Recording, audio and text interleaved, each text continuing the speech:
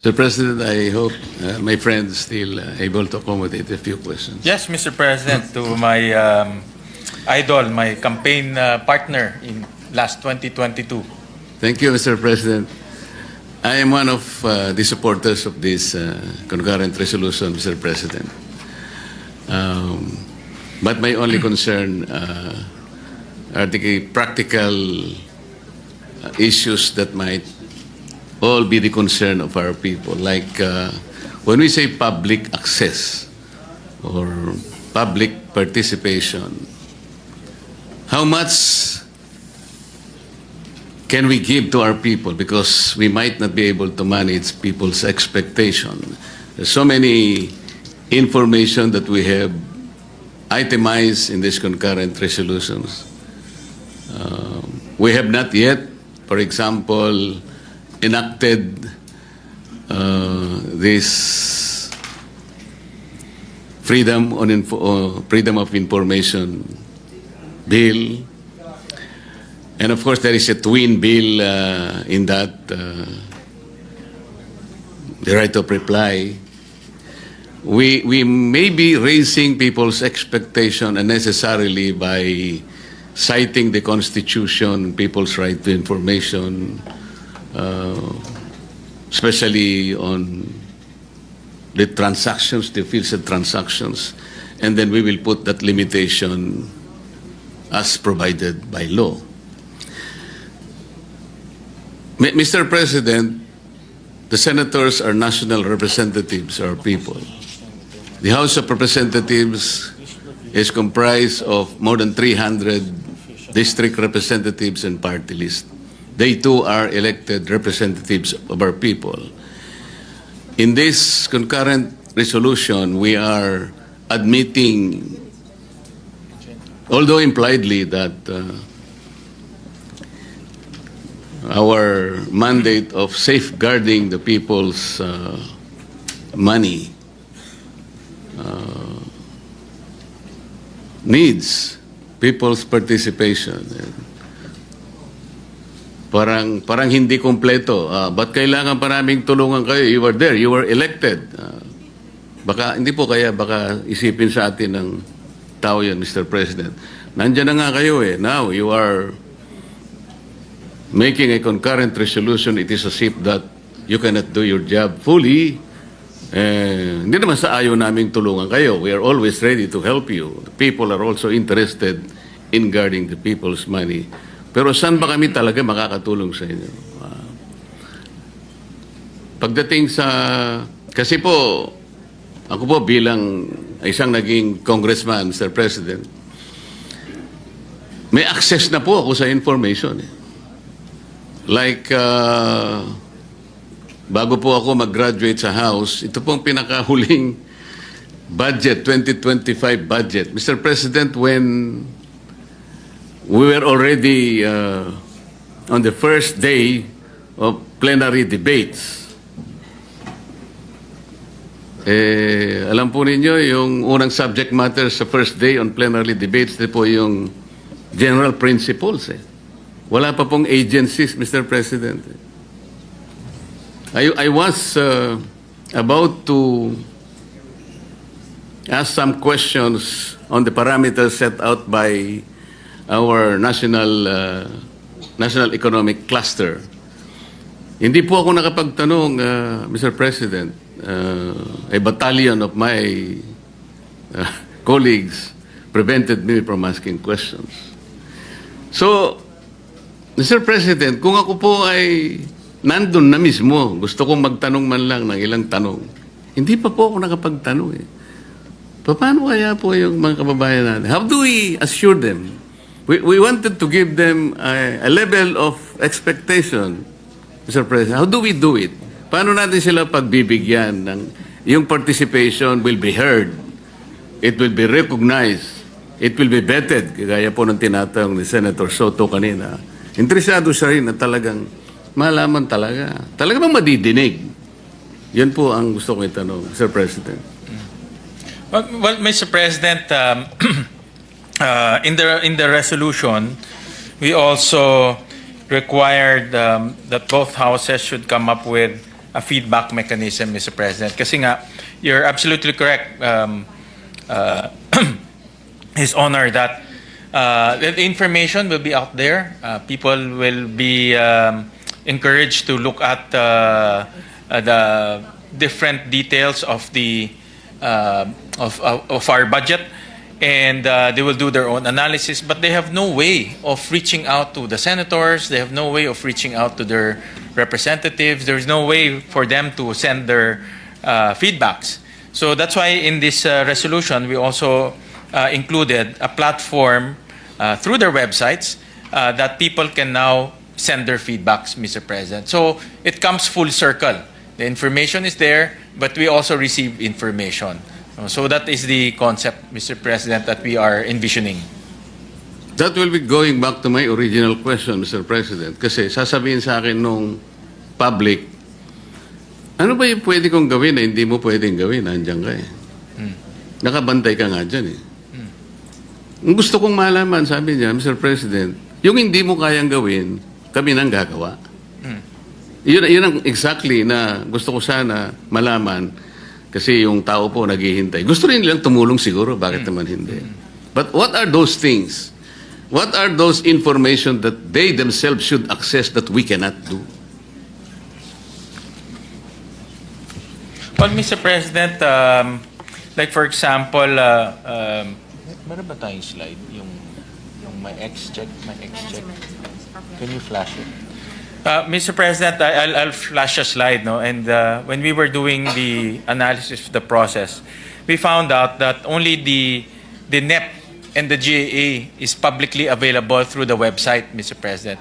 So if you are, let's say, a budget analyst, no? You want to analyze the budget, ito, Mr. President, only the NEP and the GAA is available in the internet. All the rest of the documents in between are not available. So if you want to analyze the budget, especially the movements, it's very difficult for analysts to track the movements because those information is not available in their website. So yun yung gagawin natin available, Mr. President, that the movement in the budget, especially critical documents, will be uploaded as mandated by the two houses, Mr. President. And each of the senators of this republic, Mr. President, is in a position to secure the assistance of a budget analyst. Not necessarily, Mr. President. People expect us to know the basic of the budget process and budget analysis. Of course, not all of us come from the same background, but the public expect us to know at least the basics, Mr. President. That is the point, Mr. President. Ako po, dahil neophyte ako, I would expect a lot of assistance from my staff, mga kaibigan po namin na makakatulong sa pag-a-analyze ng budget. Importante Correct, po Mr. kasi President. ito. So sasabihin sa akin nung mga kabarangay ko halimbawa, which constitute a small portion of the public, bakit mo pa kailangan itong mga barangay mo? Meron kang mga staff na doon na mag-a-analyze dyan, matutulungan ka. Siguro hindi na kami kailangan sapagkat kami napakarami rin naming problema. At saka mas meron kayong paraan at saka kayo may mga tao din kayo na talagang tutulong sa inyo. Parang sa kanila ay kalabisan na. Parang hindi kami masyadong makakatulong dahil sa kayo naman ay merong karanasan at kung wala naman ay talagang maraming tutulong din sa inyo para pagtulong-tulungan yung pag-a-analyze ng budget without the people themselves. Except, for example, in other instances like the academe, talaga naman pong nakakatulong yan. Yes. At talagang nandyan naman po sila talaga. Yes. Not necessarily the general public. Yes. Ano po? Tama, Mr. President. In fact, typically, even here in the Senate, we engage the academe quite often, especially those who are involved in, let's say, public governance or political science. Parte ho yan ng kanilang mga aralin, Mr. President. So, in other words, we can also tap the academe to help analyze the budget. The budget is it's a very complex document, and ang dami hong detalye. So if we can engage the academe to also participate in the analysis and help give us fruitful recommendations that can form part of our process, Mr. President. Yun pong 2025 budget, Mr. President. Gusto ko po sanang gawing isang halimbawa ito. Nung matapos po yung BICAM, ako po ay member pa ng House of Representatives. Natanggap ko po yung BICAM report. Kung hindi po ako nagkakamali, mga December 6 po yun, 2025, but about 6:35 in the evening. So napakakapal po yun, siguro about 400 pages, if I'm not mistaken. I tried my best na sundan po talaga, pero given the limited time, kasi masyado ng sigido po yun eh.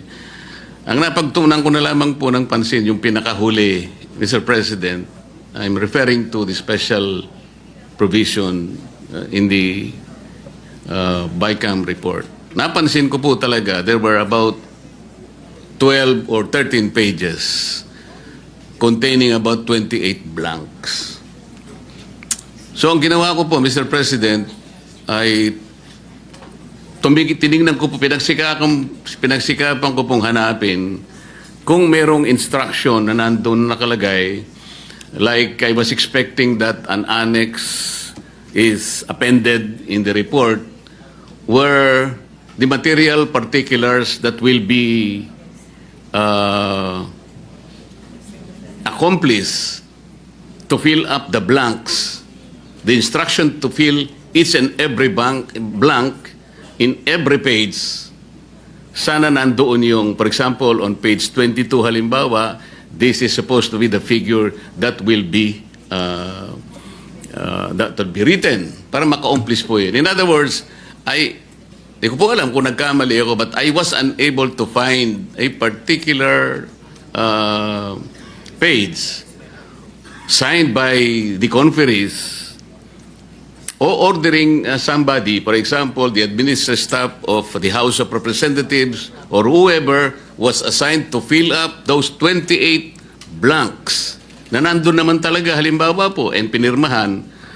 Okay na rin siguro sa akin yun because hindi tayo mawawala because each blank has been designated with a particular data na ilalagay po sa blank. Wala po eh. So I was asking, nagpunta po ako sa office ng Secretary General. Nagbabakasakali po na makahingi ng makita yung enrolled bill because sa ating tuntunin, I think even in the Senate, meron pong 3 or 4 copies na naiiwan po sa either the Senate or the House of Representatives. The problem is, wala naman akong access. Ito yung pinag-uusapan natin eh. Because I need to know, sino yung nag-fill up? Kasi po, nung ito'y submit na sa Office of the President in the form of enrolled bill, 4 na po yung signatories doon, Mr. President. Eh. The Speaker, and the Secretary General, the Senate President, and the Senate Secretary. Yung blank po sa pinakahuli, yun po ang para sa Pangulo na po. Doon sa pipirpa. So yung enrolled bill, kompleto na po yung detalye, but it did not tell the whole story as to who filled up and what is supposed to be filled up in all those material particulars. So yun pong public access natin, yung taong tutulong sa atin, paano po mapiprevent yung mga ganong pangyayari? Well, Mr. President, thank you for that question. In fact, I raised that to our technical team here in the Senate that those things should not happen in the 2026 budget. Not under my watch, Mr. President. That the members will be given blank materials to sign, Mr. President.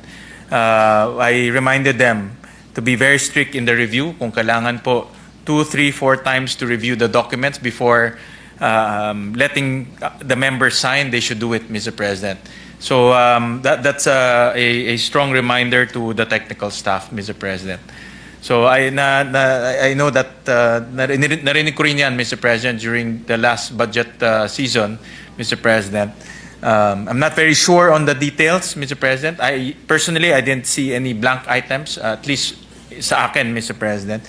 But since that is an issue that came out, so I reminded our technical staff to be very detailed in scrutinizing the budget materials, Mr. President, especially the ones we will be signing, Mr. President. Thank you for your assurance, Mr. President. Kanina po, nilapitan ako ni Senator Ping. Pagtulungan natin, sabi niya. Thank you, Mr. President. Tulungan o pagtulungan?